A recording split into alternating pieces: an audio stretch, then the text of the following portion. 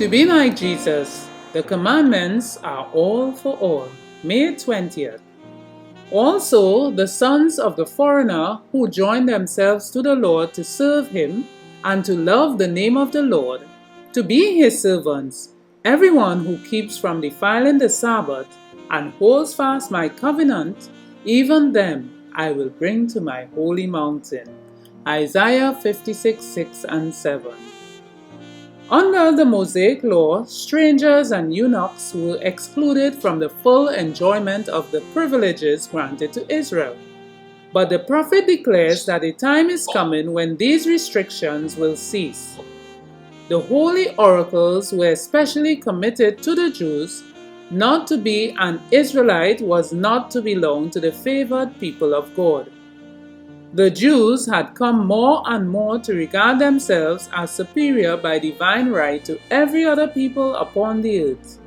Yet they had not been careful to maintain their separate and holy character by rendering obedience to all the commandments of God. Now the prophet declares that the stranger who will love and obey God shall enjoy the privileges that have belonged exclusively to the chosen people. Hitherto, circumcision and a strict observance of the ceremonial law had been the conditions upon which Gentiles could be admitted to the congregation of Israel. But these distinctions were to be abolished by the gospel. Isaiah 56:6-8. The first part of Isaiah 58 brings to view a people who apparently delight in the service of God. They seek him daily as a nation that did righteousness and forsook not the ordinance of their God. Yet their lives are not right before the Lord. For he commands his prophet, "Cry aloud, spare not, lift up your voice like a trumpet, and show my people their transgression, and the house of Jacob their sins."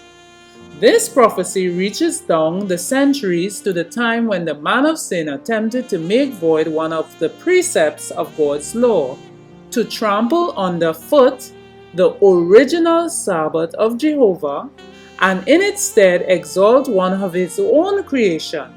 And when the Christian world set aside God's holy Sabbath, and in its place accept a common working day unsanctioned by a single, thus said the Lord, they are encouraging infidelity and virtually acknowledging the supremacy of that power by whose authority alone the change had been effected.